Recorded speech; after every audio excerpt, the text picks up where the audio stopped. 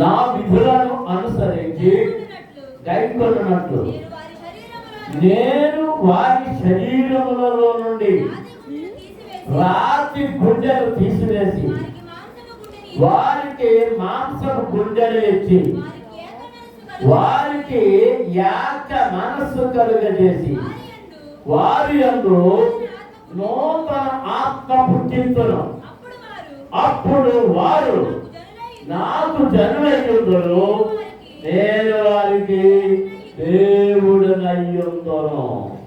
వారు నా జనులయ్యుందురు, నేను వారికి దేవుడనయ్యుందును. పరమ తండ్రి, నీకు స్తోత్రములు చెల్లిస్తున్నాను. ఈ సమయంలో మీ వాక్యమును మేము ధ్యానం చేస్తుండగా నీ శ్రేష్టమైన మాటలు మాకు అందించండి. వినుటకు మేము సిద్ధముగా ఉన్నాం ప్రభువా. నీ పిల్లము, నీ దాసులము, నీ స్వరమును వినడానికి సిద్ధంగా ఉన్నాం. నీ స్వరము ద్వారా మమ్మల్ని సంధించండి, మాతో మాట్లాడండి, మమ్మల్ని బలపరచండి, ఉజ్జీవపరచండి. వినితుడిగా ప్రతి ఒక్కరిని దీవించి ఆశీర్వదించమని యేసు నామమున అడుగుతున్నాము తండ్రి, ఆమేన్. దేవునికి స్తోత్రం. అందరూ స్తోత్రం చెల్లించుదాం. హల్లెలూయా, హల్లెలూయా. దేవుని పిల్లలారా, ఈ వచనము నుండి విస్తరించి మాట్లాడడానికి అనేకమైన సంగతులు ఉన్నాయి. నేను సంగతి చెప్పాలని మర్చిపోయాను. మరి మీరు సాయంత్రపు వంటలు చేయడానికి త్వరగా రావాలి. అలాగే ఇంకా ఎవరైనా మరి టమాటాలు, ఆనపకాయలు కేజీలో తెచ్చారు, అమ్మగారేమో 10 కేజీలు చికెన్ ఇస్తానంది. మరి ఇంకా ఎవరైనా ఇవ్వాలనుకుంటే మీరు తెచ్చేది 4 గంటల లోపల 4 దాటి మీరు వండి తేవాలి. అర్థమైన మాట. 4 దాటింది అనుకోండి, మీరు వండుకు తేవాలి. 4కి ముందు అయితే వీటిలో కలిపి వండడానికి ఉంటుంది. దాన్ని గమనించండి. అలాగే ఒక 120 మంది కొడితే సరిపోతారు. ఈరోజు ఆరాధనలో ఇంత తక్కువ ఉన్నారు. ఇంకా రాత్రి 6 మంది వస్తారు. షూర్లు వస్తే 9 సంవత్సరం వాళ్ళు వస్తారు. 6 గంటకి ఎంతమంది వస్తారు? ఒక 10 ఎంతమంది వస్తారు. కనుక 120 మంది 150 రోజులు వండుకుంటే సరిపోతుంది. వండి గమనించండి, అధికంగా వండి పాటు చేస్తున్నారు. దానికి శిక్ష మీకే, అధికంగా వండిన వారికి. 10 సంవత్సరాల నుంచి సభలో కూడా చాలా అన్నం పడేస్తున్నారు. అలాగా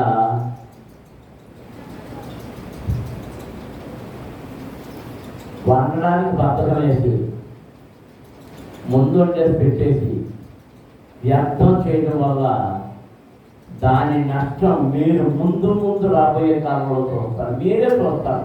వ్యర్థం చేసిన వాళ్ళకి అది ఎదురవుతుంది.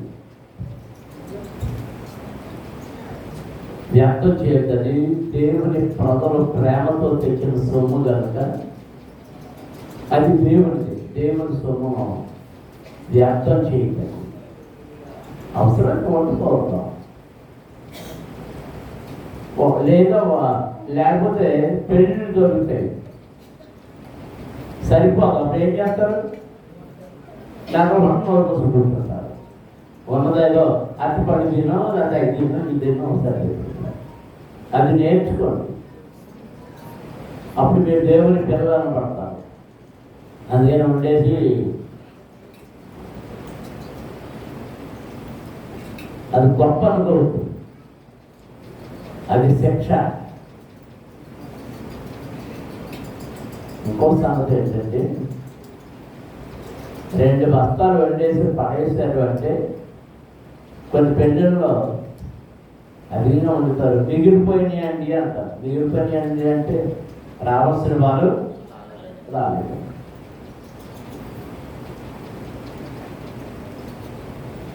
కొంతమంది పిలవక వెళ్ళరు. పెళ్ళని తెలుసుకుని ఎవరైనా వస్తారా? రాదు కదా. నువ్వు పిలిస్తేనే వస్తారు.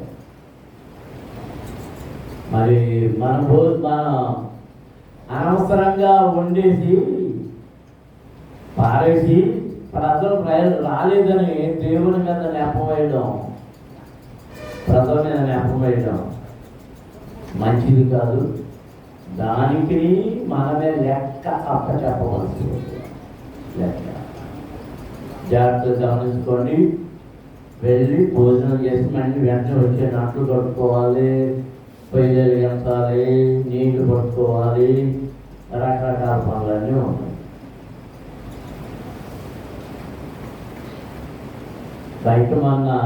బయట వచ్చే సాగులు కూడా 3-4 పిలిచారంటే అది కూడా ఏంటంటే సభలో 4 రోజులు మనతో వారి సంఘాలతో ఉన్నవారినే తెరవడం జరిగింది. గజ్జన శాఖ పాస్టర్ గారు, బలిపడి ఏరియా, మరి గజ్జన డేవిడ్ మరి సంఘం అయితే రాలేదు కానీ తను రావడం జరిగింది. తర్వాత తాలపూడి నుంచి మన మోదస్ గారు తమ్ముడు, వాళ్ళు మాత్రమే తెరవడం జరిగింది. మరి పాటలు ఎట్లయినా ఆఖరి నెక్కొట్టాడు. మరి బాబీ చెప్పాడు, చెప్పానని అయినా మరి పాటలు చెప్పాడు కదా అని వీళ్ళు మాత్రమే. వాళ్ళకి ఏమైనా మీరు స్పెషల్ కూరలు ఉండి తేవాలనుకుంటానే కంపరకట్టలు ఏమడుతారు, నల్ల కూర ఏమడుతారు, ఎర్ర కూర ఏమడుతారు, తెల్ల కూర ఏమడుతారు.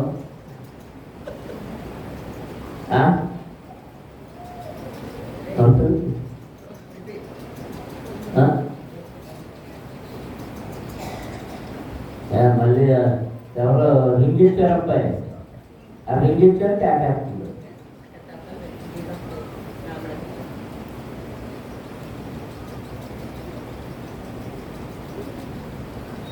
సరే, ప్రభు ఇక్కడ యెహెజ్కేలు భక్తుని ద్వారా మాట్లాడిన సంగతులు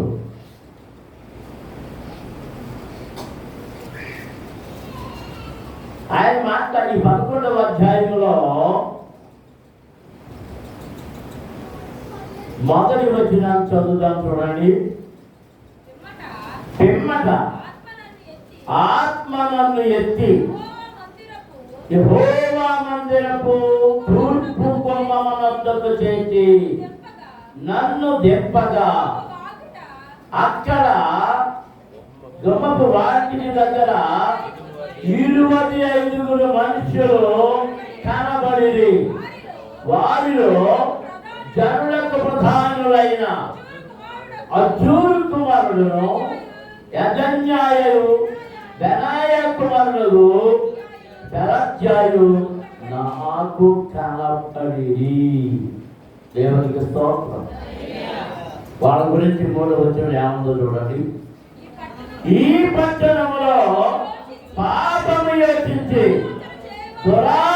దురాలోచన చేయువారు వీరే కావున వారికి విరోధముగా ప్రవచింపును.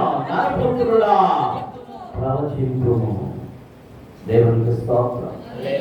అందరం స్తోత్రం చేస్తున్నాం. హల్లెలూయా. దేవుని పిల్లలారా, దేవుని వాక్యాన్ని చదివేటప్పుడు చాలా జాగ్రత్తగా చదవాలి. మనం అక్కడ ఏదో చదువుకు వెళ్ళిపోతే సరిగ్గా అర్థం కాదు. మీరు వాక్యాన్ని అనుదినము వరుస క్రమంలో చదువుతూ అర్థం చేస్తుంటే బైబిల్ జ్ఞానం పెరుగుతుంది. మీరు గ్రహించగలరు. ఏదైనా చెప్పబోతున్నప్పుడు మీరు చెప్పేదాన్ని వెంటనే మీ హృదయానికి హత్తుకుపోతుంది. ఇక్కడ యెహెజ్కేలు భక్తుని ద్వారా దేవుడు మాట్లాడింది ఏంటంటే 19వ వచనంలో, వారు నా కట్టడలను నా విధులను అనుసరించి గైకొనున్నట్లు నేను వారి శరీరములో నుండి రాతి గుండెలు తీసి తీసివేసి వారికి మాంసపు గుండెని ఇచ్చి వారికి యాక మనస్సు కలుగజేసి వారి యందు నూతన ఆత్మ పుట్టింతును. దేవునికి స్తోత్రం. హల్లెలూయా, హల్లెలూయా. ఈ వచనంలో ఎన్ని సంగతులు ఉన్నాయో తెలుసా? నా కట్టడలను నా విధులను అనుసరించున్నట్లుగా. 2 రాతి గుండె, 3 మాంసపు గుండె, 4 యాక మనస్సు, 5 నూతన ఆత్మ. దేవునికి స్తోత్రం. హల్లెలూయా. ఎలా ఉందా? ఎలా ఉందా? అవును. చాలా క్లుప్తంగా బహుకొద్ది మాటలు కొన్ని మాటలు చెప్పాలి. దేవుని ప్రజలైన ఇశ్రాయేలీయులు ఆయా దేశంలో చెదరగొట్టబడ్డారు. ఎందుకు చెదరగొట్టబడ్డారో వారు దేవుని పిల్లలై ఉండినను ఎందుకు చెదరగొట్టబడ్డారంటే వారు దేవునికి అవిధేయులైనందున దేవుని కృప వారి మీద నుండి తొలగిపోయి వారి చెడుతనమును బట్టి, భ్రష్టత్వమును బట్టి, దిగజారుతనాన్ని బట్టి చెదరగొట్టబడి ఆయా అన్య దేశాల్లోనికి చేరి అక్కడ నివాసం చేస్తూ ఉన్నారు. ఇంటికి వెళ్ళిన తర్వాత మీరు అధ్యాయం అంతా చదువుకోండి. మనం ఈ అధ్యాయంలో 14 వచనం చదువుతుంటే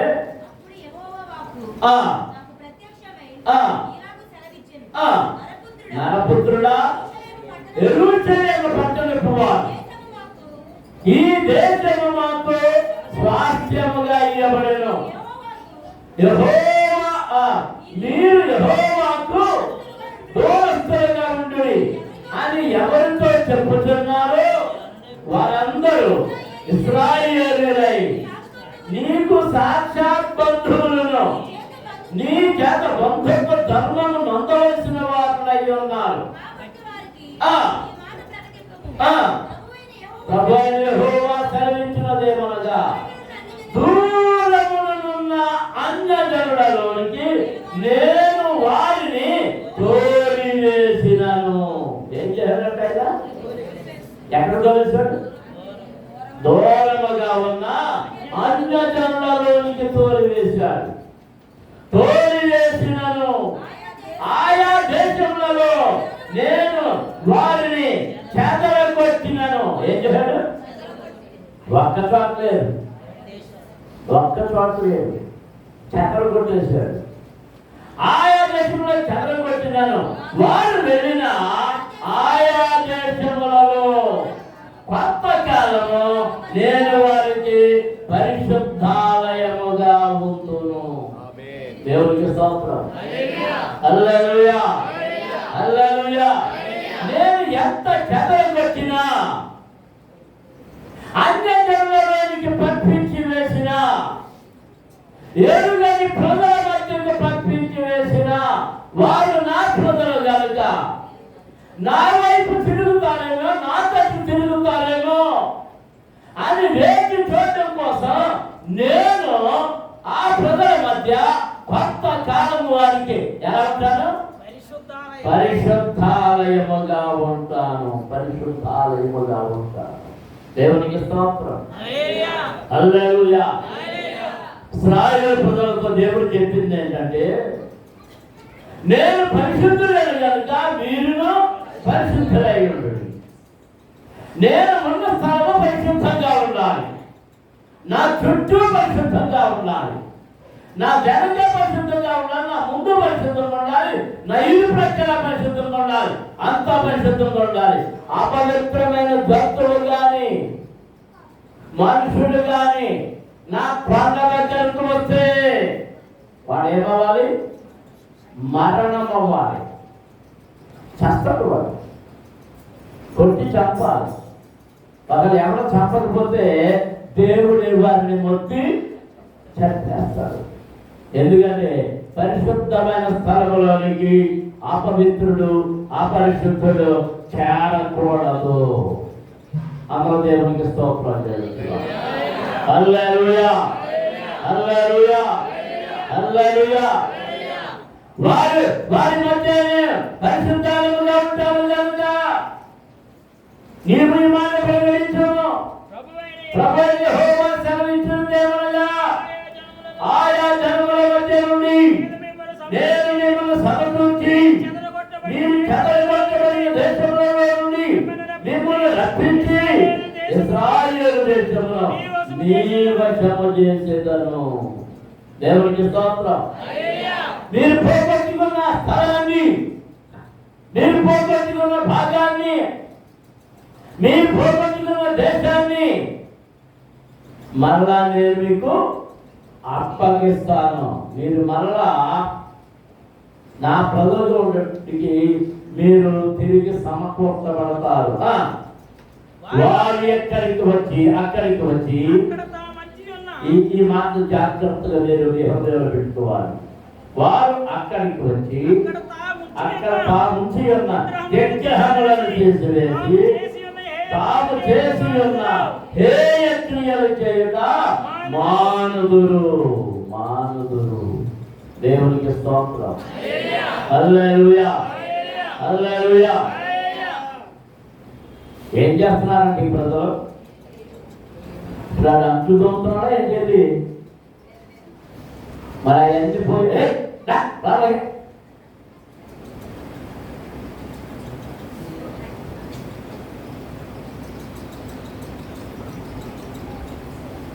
అన్యజనుల మధ్యకు వెళ్ళి అన్యజనుల మధ్య నివాసం చేస్తూ అన్యజనుల క్రియలను నేర్చుకొని అన్యజనుల ఆచారాలను పాటిస్తూ ఆ హేయ క్రియలను అంటించుకున్నారు. ఏమంటించుకున్నారు చెప్పండి అమ్మాయిలు? హేయ క్రియలు. అన్యజనుల ఆచారములన్నీ దేవునికి హేయమైనవి. వింటున్నారు అందరూ? అన్యజనుల క్రియలన్నీ దేవునికి హేయమైనవి. దేవునికి హేయమైన వాటిని మనం ఏం చేయాలి? ఇంట్లో పెట్టుకోవాలి కదా. వాటిని ఏం చేయాలి? విడిచిపెట్టి దూరంగా పారేశాడు. ఇప్పుడు దేవుడు ఏమంటున్నాడంటే అసలు ఆయన ఎందుకు చేపలు కొట్టాడు? అన్యజనులు క్రియలు చేస్తున్నారని చేపలు కొట్టాడు. వారు మరలా సమకూర్చబడాలి, మళ్ళీ లేవాలి, ఉజ్జీవించబడాలి, చిగురు తొలగాలి, మొక్క తొలగాలి, పుష్పించాలి, ఫలించాలి అంటే హేయ క్రియలన్నింటినీ విడిచిపెట్టేయాలి. మరి వాటి వైపు కన్నెత్తి చూడకూడదు. దేవునికి స్తోత్రం. అందరూ స్తోత్రం చెల్లించుదాం. 19వ చూడండి, స్పష్టంగా ఉంది. వారు నా కట్టలను నా విధులను అనుసరించి కైకొన్నట్లు నేను వారి శరీరంలో రాతి గుండెలు తీసివేసి వారికి మాంసపు గుండెను ఇచ్చదను. దేవునికి స్తోత్రం. అందరూ స్తోత్రాలు చెల్లించండి. హల్లెలూయా, హల్లెలూయా, హల్లెలూయా, హల్లెలూయా. దేవునికి స్తోత్రము గానము చేయు.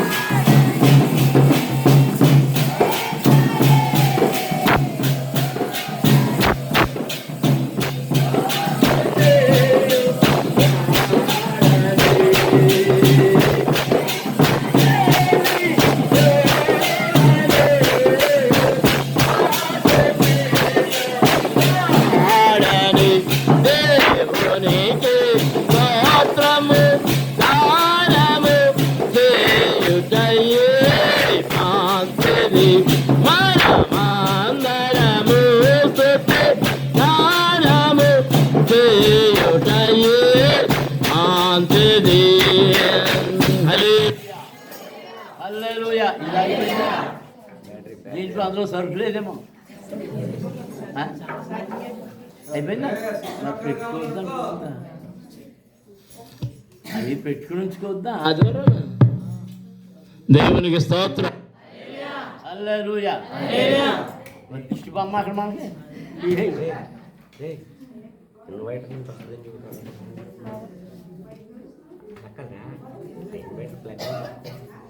ఇప్పుడు చెప్పండి, జాగ్రత్తగా వినండి.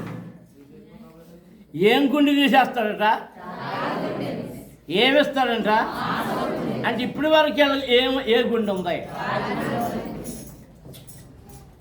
దేవునికి స్తోత్రం. హల్లెలూయా. మనిషికి రాతి గుండె ఉంటుందా? చెప్పండి, రాతి గుండె ఉంటుందా? ఉంటుందండి. ఉంటుందని రాజుగారు అంటున్నాడు. ఉంటుందే అన్నవాడు చేస్తాడు. మీ అన్ని రాతి గుండెలే.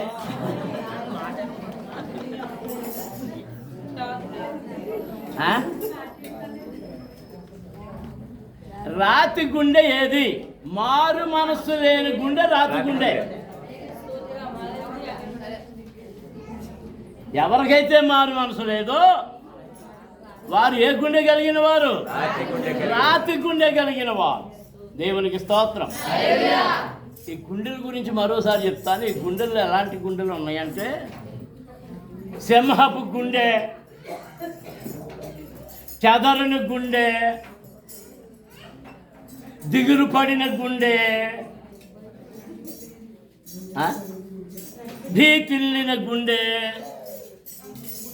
ఇలా బోల్డ్ అని గుండెలు ఉన్నాయి. గుండె చెదరిన వారే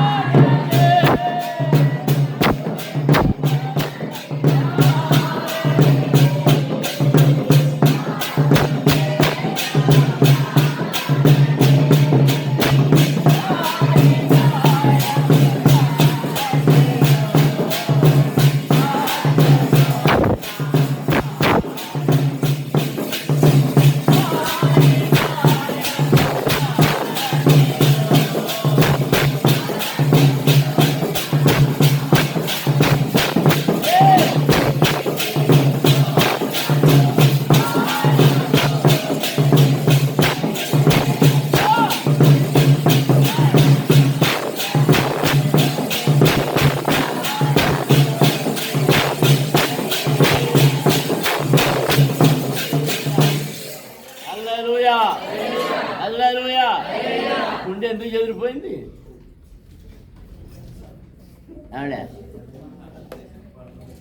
భయంకరమైన శత్రువు వచ్చినప్పుడు గుండె చెదిరిపోద్ది. అపాయం వచ్చినప్పుడు గుండె చెదిరిపోద్ది. మరణ భయము సంభవించినప్పుడు గుండె చెదిరిపోద్ది. అదే మనం పాడినప్పుడు గుండె చెదరిన వారిని బాగు చేసేవాడు. దేవునికి స్తోత్రం. హల్లెలూయా. అది గుండెకాయ ఎలాంటిదిరా, ఎంత ధైర్యం రా. ఆడి గుండెకాయ ఎలాంటిదిరా, ఎంత రాతి గుండెరా. కరగడం, ఎరగడం. ఏం చేయడంట? ఎందుచేత ఎందుచేత రాతి గుండె అయింది? ఇర్మియా గ్రంథంలో చూడండి. ఇర్మియా గ్రంథంలో 17వ అధ్యాయం. అక్కడ ఎందుకు 17:9 చదవండి. హృదయము అన్నిటికంటే మోసకరమైనది, అది ఘోరమైన వ్యాధి గలది, దాన్ని గ్రహింపగలిగిన వాడు ఎవడు? ఒకరి ప్రవర్తనను బట్టి వారి క్రియల చొప్పున ఫలము చొప్పున ప్రతికారము చేయుటకు యెహోవా అను నేను హృదయమును పరిశోధించువాడను, అంతరింద్రియములను పరీక్షించువాడను. దేవునికి స్తోత్రం. హల్లెలూయా, హల్లెలూయా, హల్లెలూయా. కరెంటు లేదు, మాటలు వినపడతలేదు, ఏమీ లేదు. నేను త్వరగా ముగించేస్తానన్నాను, నాకేం కనపడకేం తోస్తలేదు. దేవునికి స్తోత్రం. అందరూ స్తోత్రాలు చెల్లించండి. ఎందుకు రాత్రి గుండె అయింది? దానిలో పాపం పేరుకుపోయింది. ఏం పేరుకుపోయింది? పాపం పేరు. ఇదిగో వీడు పసివారం సాక్ష్యం చెప్తాడు, ఒకటే సాక్ష్యం. ఎవడో అప్పుడు గంటుడు ఏమని చెప్తాడు చెప్పండి? కిడ్నీల్లో రాళ్ళు, ఇడ్లీల్లో రాళ్ళు. ఇడ్లీలా మొన్న మా పెద్ద పాపకి ఆపరేషన్ చేశారు. గాల్ బ్లాడర్లో నుంచి రాళ్ళు. ఆ తర్వాత మా మరదల గారి కొడుకు, బ్రహ్మానందం గారి కొడుకు, రెండో ఓడికి చేశారు. గాల్ బ్లాడర్లో నుంచి రాళ్ళు. ఏమైపోయినాయి? లోపల రాళ్ళు అయిపోయినాయి. యాసిడ్లు చేరి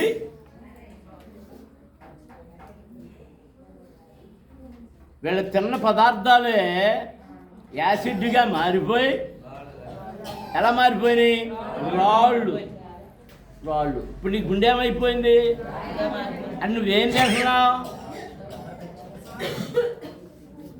ఏం తింటలేదా? పాపమునే తినుచు, పాపమునే త్రాగుచు, పాపములోని జీవిస్తూ, పాపములోని బ్రతుకుతున్నందు చేత ఆ పాపము నీ గుండెను రాయిగా మార్చేసింది. దేవునికి స్తోత్రం. హల్లెలూయా, హల్లెలూయా, హల్లెలూయా. ఈ రాత్రి గుండె కరగదు, వర్షం పడినా కరగదు, ఎవడన్నా బాధపడుతున్నా కరగదు, ఎవడన్నా ఆకలి ఏడుతుంటే కరగదు.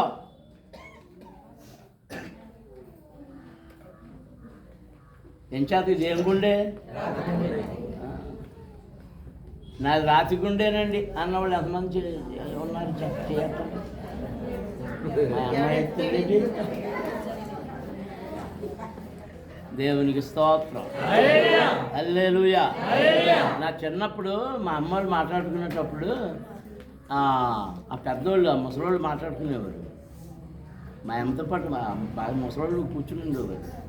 వాళ్ళ బీరపాపమ్మ, మీ చాలామంది తెలవదేమో బీరపాపమ్మ, మీ మా అమ్మ. ఆ వయసులో అంటే చాలా పెద్దోళ్ళు. బీర శంకురమ్మ అని ఉండేది, తెలుసా? ఆ శంకురమ్మ కదా మనగల్లో. వీళ్ళందరూ కూర్చొని మాట్లాడుకునేటప్పుడు బేరేరమ్మ, అదంతా బ్యాచ్ అంత వేపు. బేరేరమ్మ ఇంకా వాళ్ళ మీద పెద్ద చిన్న వయసుదే. వీళ్ళందరూ మాట్లాడేటప్పుడు ఏమనుకునేటంటే ఆడవాళ్ళు ఏదో పిల్లల గురించి చెప్పుకుంటా ఉండేటప్పటికి రాళ్ళుని అన్నదమ్మా, రాళ్ళుని ఏమన్నా ఎవరిని కందంట? పిల్లల్ని కనలేదమ్మా, రాళ్ళుని కన్నాను.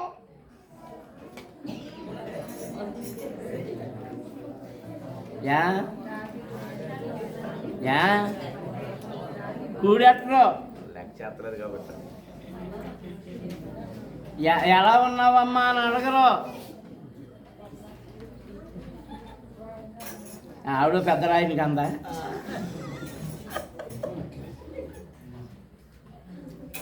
అవును, ఇందులో బోల్డ్ రకాల రాళ్ళు ఉన్నాయి. సున్నం రాళ్ళు, నల్ల రాళ్ళు, ఎర్ర రాళ్ళు, ఈ కంకర రాళ్ళు, ఇంకా మన ఏంటి ఈ పంగిడి కోరీలో దొరికే రాళ్ళు, పిండి రాళ్ళు అయ్యి, చట్టు రాళ్ళు వేరు. మళ్ళీ ఈ రాళ్ళులో కూడా రకాలు ఉన్నాయి. ఈ రాతి గుండెను ఏం చేయబోతున్నాను? మాంసపు గుండెగా మారుస్తానంటున్నాడు దేవుడు. దేవునికి స్తోత్రం. ఈ రాతి గుండెకు దేవుని వాక్యం అనే జలము యోబు గ్రంథంలో వ్రాయబడింది. జలము రాళ్లను అరగదీయును. అందరూ స్తోత్రాలు చెల్లించారు. హల్లెలూయా, హల్లెలూయా, హల్లెలూయా. జలం ఏం చేస్తాట?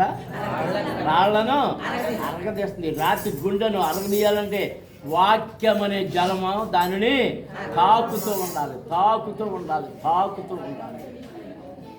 దేవునికి స్తోత్రం. నీవు దేవుని సన్నిధికి వచ్చినప్పుడు దేవుని వాక్యమును సరిగా వినకపోతే వాక్యము జలము నిన్ను తాకదు, నీవు కలగవు. చూడండి, నేను ముగించేస్తాను, ఇంకా సమయం చాలు. దావీదు